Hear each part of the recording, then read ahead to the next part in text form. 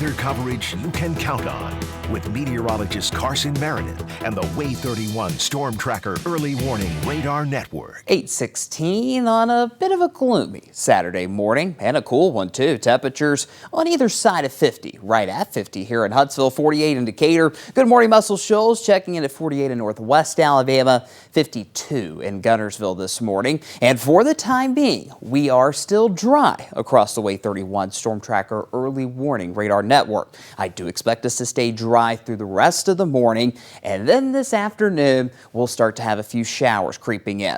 I want to be clear, if you're going to be outside during the daytime hours today, it's not going to be a washout. We'll have a few showers around, that 10 to 20% chances with us until sunset. Past sunset tonight, starting around 5 or 6 o'clock though, that more widespread soaking rain moves in, and once it arrives, it will stay with us through the overnight hours tonight. If you're hitting the roads, maybe heading back home from the holiday weekend, no issues this morning, just a couple of showers this afternoon, nothing too heavy, but once we get past sunset tonight, that widespread rain moves in, and there is the chance for some embedded thunderstorms within that big rain mass that could cause some ponding on the roadway. So the later you're traveling tonight, the worse the road conditions are going to get. Sunday morning will start to dry things out, but the roads will be wet if you're heading out early tomorrow morning. And then we'll see that dry trend continue through the rest of tomorrow afternoon. Maybe a stray shower tomorrow evening, but it won't be enough to cause major issues on those roadways.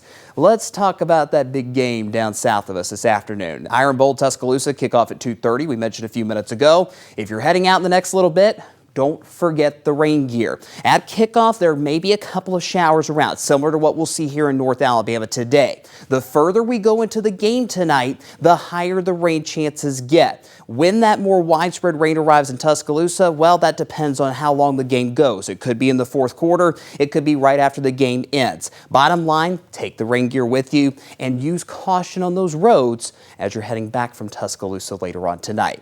Here's future radar. This is 2 o'clock today. You see some of those scattered showers around. Nothing too heavy during the day, but you'll still want to keep that umbrella handy. Here comes that widespread rain. This is 6 o'clock tonight. Once this big rain mass moves in, we'll start to have that chance for some heavier downpours, especially late tonight. You see a couple of those yellow and orange spots dotting the map on future radar. That's the chance for a couple of rumbles of thunder. Nothing severe expected, but it may cause ponding on the roadways if you're going to be out late tonight. We're pretty much done with the rain by 7 o'clock tomorrow morning. Maybe a few breaks in the clouds too, only to have those clouds fill back in, and perhaps the chance for a couple of passing showers as this system finally gets out of here late tomorrow afternoon and tomorrow night. Our rainfall forecast has gone down just a little bit. We'll still get a decent bit of rain, 1/4 to 1/2 inch for most spots. And if you see any of these embedded thunderstorms later on tonight, maybe you could see around 3/4 of an inch, maybe 1 inch of rain before all is said and done about 24 hours from now.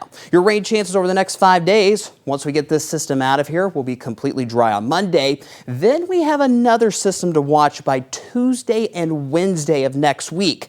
This particular system looks as though it's more conducive for a few stronger storms. Too early for specifics at this point, but Tuesday afternoon through Wednesday morning in particular, we may have to keep a close eye on that strong storm potential. Still 5 days away, a lot's going to change. You see on the 7-day forecast, temperature-wise, we're going to remain in the 60s until that second system gets out of here on Wednesday, and then we'll cool back down into the 50s for highs and 30s for lows late next week.